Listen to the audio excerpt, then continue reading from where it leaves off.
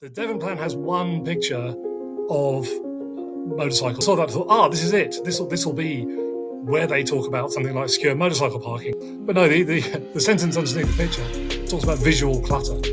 So it's the way in which parked vehicles by the curbside clutter things up visually, and that's the only way in which motorcycles are referred to at all in this plan. So.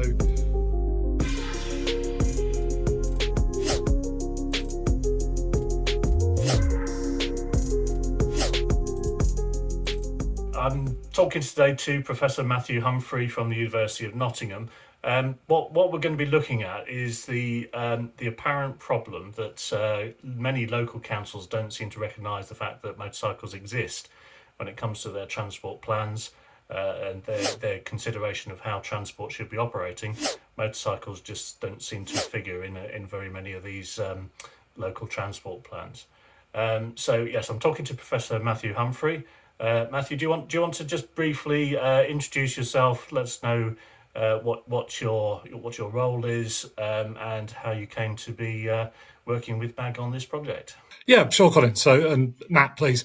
So, in terms of the kind of background to this, I've been a MAG member for many years now, and the initial inspiration for me was kind of reading the road and thinking, actually, sort of MAG activists, people such as yourself and Lembit, are really doing some kind of interesting work politically. So I'm a professor of politics and I'm a motorcyclist. So I thought, well, I can bring these two things together and maybe talk to you guys about your riders' rights activism, what it is you're trying to achieve, how you go about doing your business, and what kind of ideas you have about the nature of politics and so on. So as you'll recall, I did a series of interviews with leading figures in both MAG and the BMF. I spoke to your good self. We had some subsequent conversations, and we began to talk about things that we might be able to achieve together.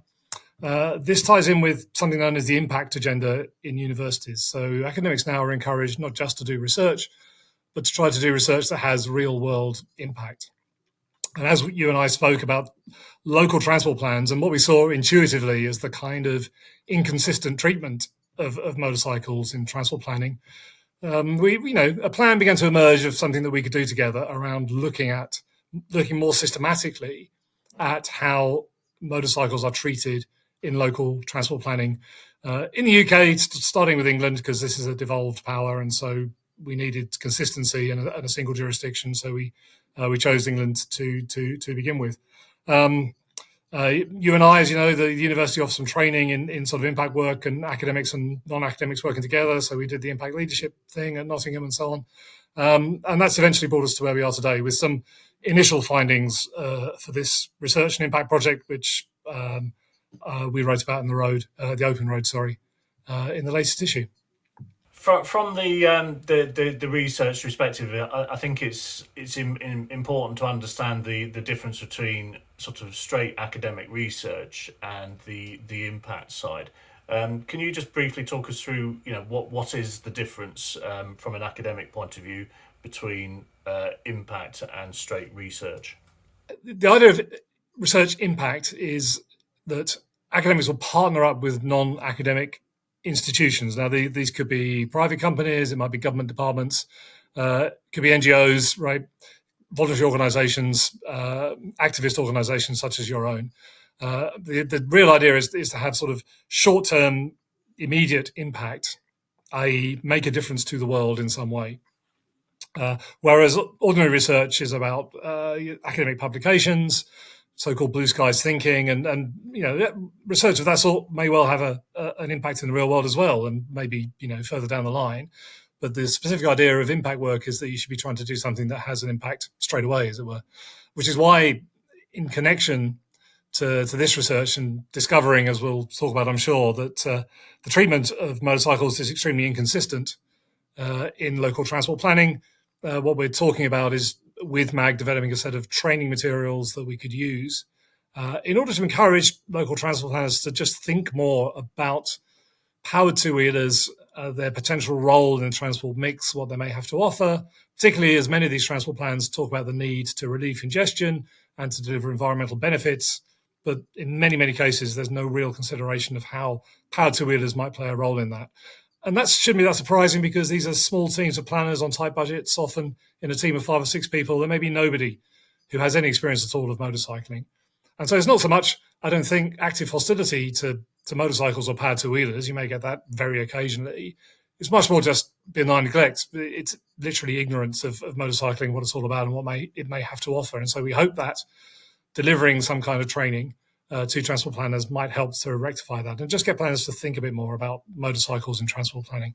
What we are planning on doing as the final sort of like goal of this project is to create some training materials for transport planners to understand motorcycling, what its role is, what its benefits are, obviously any drawbacks, but provide solid data-based evidence for this. But obviously, first of all, before we could justify doing the training, we had to do the research to show that there's a need for it. Can you just run us through the analysis that you've done, how it has taken place, and what the findings are? Yeah, happy to got in. So, as a first stage, we thought, okay, we'll gather in as many transport plans as we can.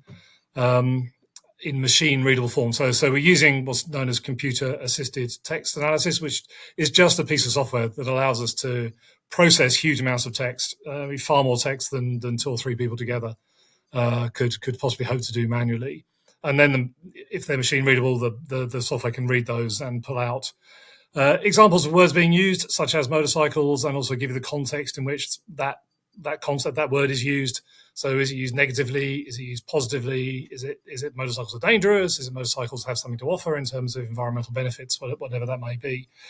So the research assistant on the project, Elvina, she went out and she gathered in the end 127 local transport plans in machine readable form. Not all plans are produced in that form, but we reckon that's somewhere around at least sort of 80% of the local transport plans that might be produced in England. So it's more than enough to give us reliable data. Other research work that's been done on local transport planning often uses sort of 30, 40 plans, something like that. So we have the vast majority of plans in the database that we're using for this research. And we then ran a series of searches for things motorcycle related in these transport plans. And what that shows us, I mean, sort of headline findings, which I think are kind of interesting. One is that of these 127 plans, I think it was 32, so around 25% that don't mention motorcycles, powered two-wheelers, P2Ws, scooters of the Vespa and Lambretta variety, mopeds. I mean, we used every search term that we could think of in terms of pull out sort of something motorcycle or looks a bit like a motorcycle.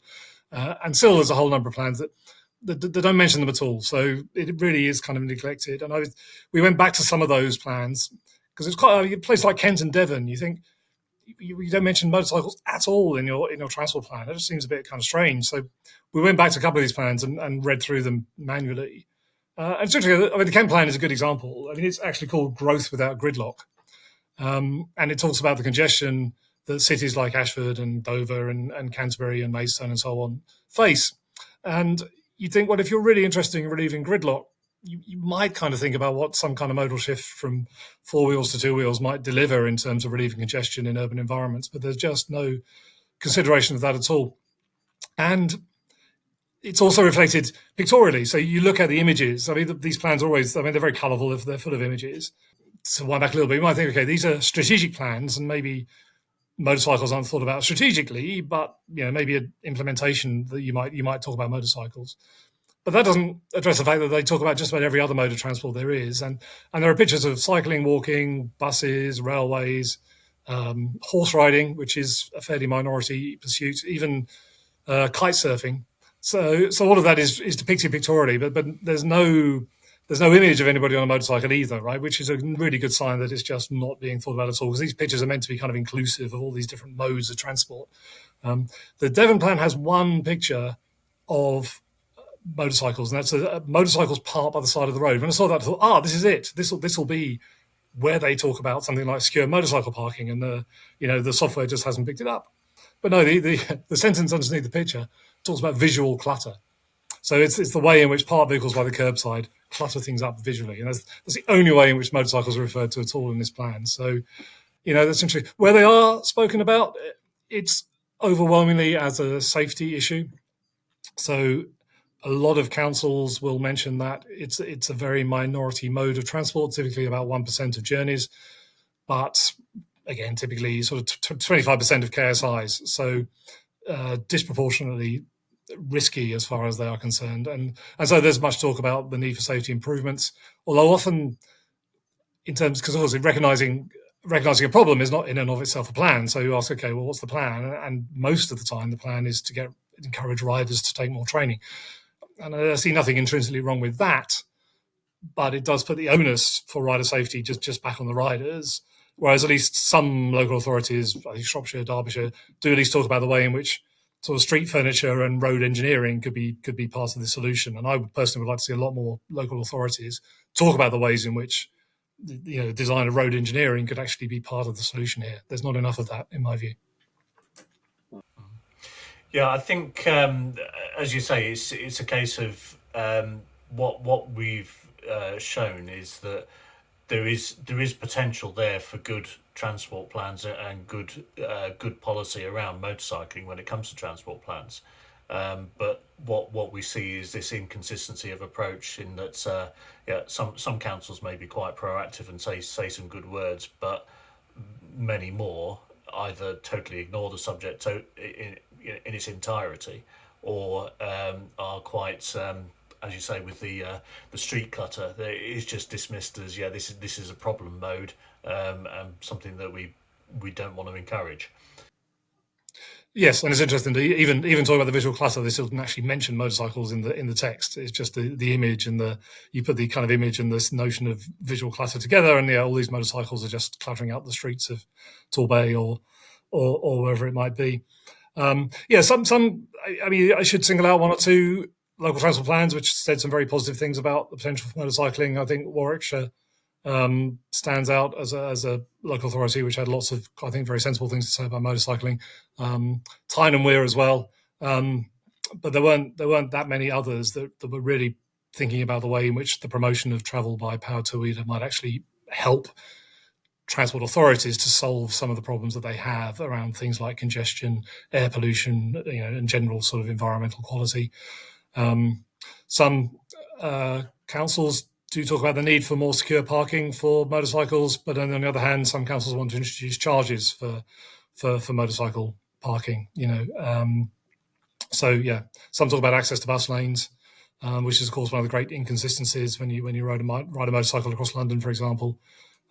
Most don't kind of mention that at all. So there's just a huge amount of inconsistency, both in the extent to which motorcycles are mentioned, and as we said, for 25% of these plans, motorcycles apparently don't exist, and the extent to which these mentions are either sort of positive or negative. So as part of the project, we've done a fair number of interviews with transport planners at local authorities and such like. I think you mentioned earlier that it's not necessarily this is a vindictive. We want to discriminate against motorcycling. It's very much a case of this is a mode of transport that's out of the experience, shall we say, of many of these people that are coming up with the policies. So I think that's what's I think there's genuine potential for us to produce training materials that actually help these people to understand the ins and outs of motorcycling on a factual basis, as opposed to how shall I say, a rather biased view of the uneducated, shall we say, in the nicest possible way. So in terms of this training, how much potential do you think it's got? If we can get this right, how much potential do you think we've got here to actually improve the lot of motorcyclists that are currently motorcycling, and possibly even encourage a few more to take up motorcycling?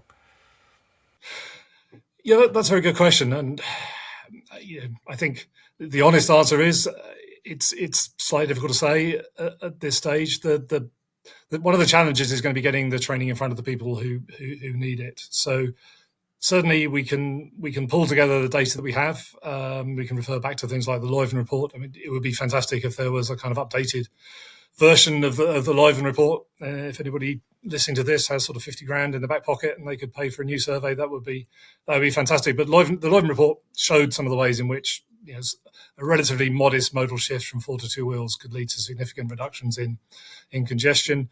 We can certainly talk about things like rider safety, which is highlighted in many plans and is a real issue. We can talk about the ways in which access to bus lanes, maybe access to forward stop lines, these sorts of things might really help motorcyclists. And also to think about the consequences of some of the changes that councils have made in recent years, like the segregation of cycle lanes, which squeezes up traffic in the remaining roadway and makes filtering more challenging and more risky.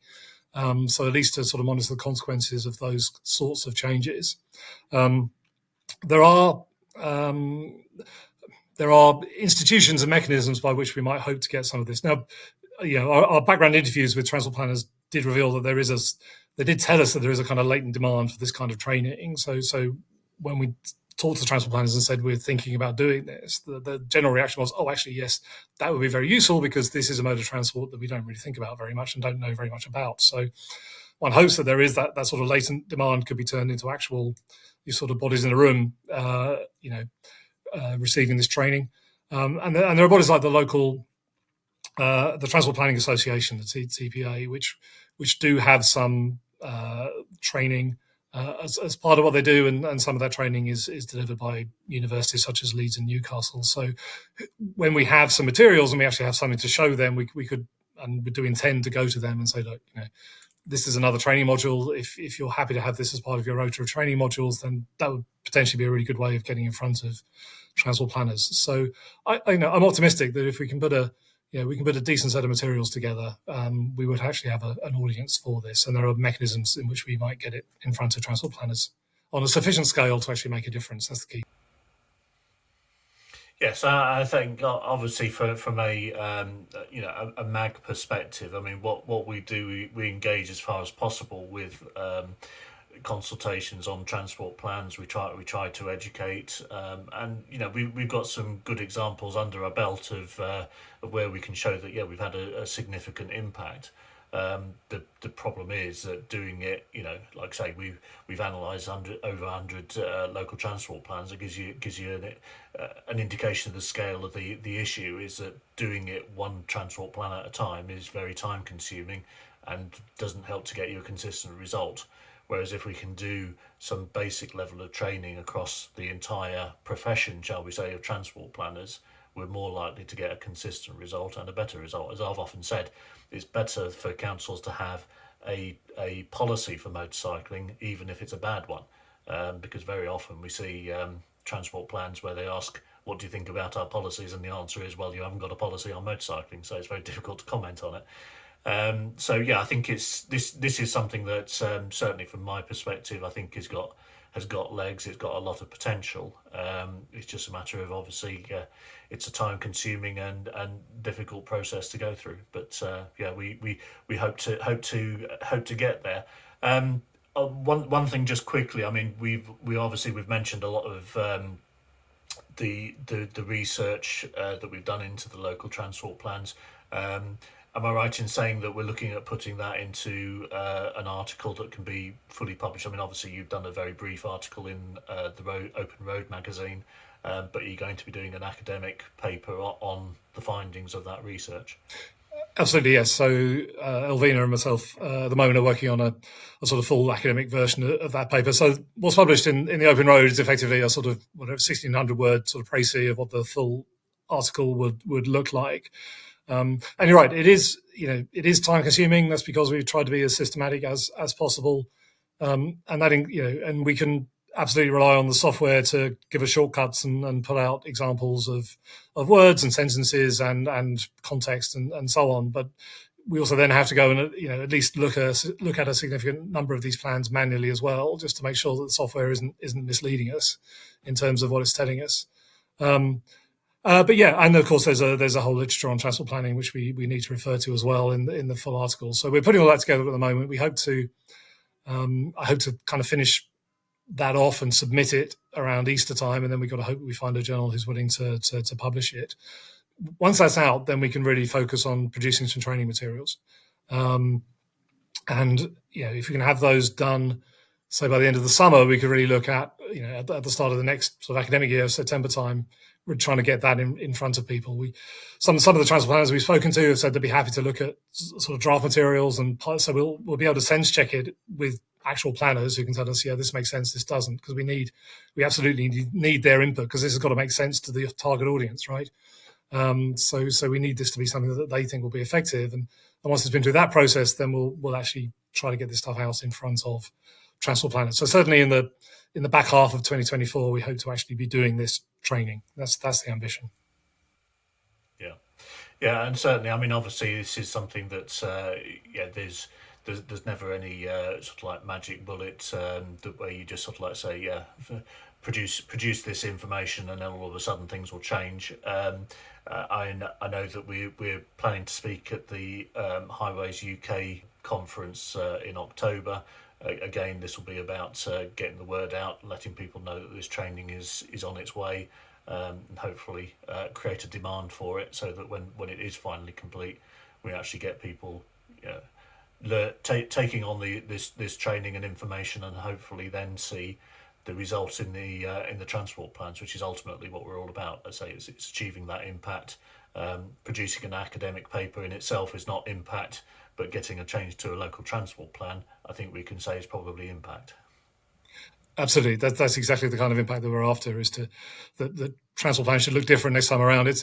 Timing is very critical here. As you know, there's a new round of transport planning now just getting underway. Although local transport authorities are still awaiting the much delayed government guidance on this latest round of transport planning. So we really want to get in there, in the early stages of this planning process, while local authorities are still drawing up these things. That's time to get in. And the key thing is actually getting this stuff in front of people. I mean, we can write an academic article, and it can get published and it's sticking there on the web, and then nobody will pay the slightest bit of attention. The web is full of stuff that nobody ever reads, right? So the really key thing is finding the mechanisms to actually get this in front of the people who we are trying to reach. That's the key thing, and this is where hopefully we have our eyes on ways of doing that. Yeah, and certainly from the perspective of MAG as a campaign organisation, this is what we effectively specialise in, is getting people up and down the country to actually put this information in front of their local transport planners. It's very difficult to do it centrally to every local authority in the country, but when you've got thousands of members across the country, it's a workload that is shared across a great number of people, is a workload that is halved, shall we say. Yeah, and that's the amazing thing about the impact work and partnering up with organisations such as MAG, is that we each bring our different strengths to this, right? So, I can produce academic papers, but as I say, that doesn't necessarily mean very much in terms of having any sort of real world impact. But we link up with the strengths of MAG in terms of the connections you've got, the networks you've got, the people you speak to already, and then we really can hope to potentially make some kind of difference. Okay, well, that's great. Well, thanks for your time this afternoon, Matt, and hopefully we'll see a wondrous change to local transport plans in the not too distant future. Fingers crossed, Colin. Yeah, that's certainly the objective. All right, thanks very much. It's been fun.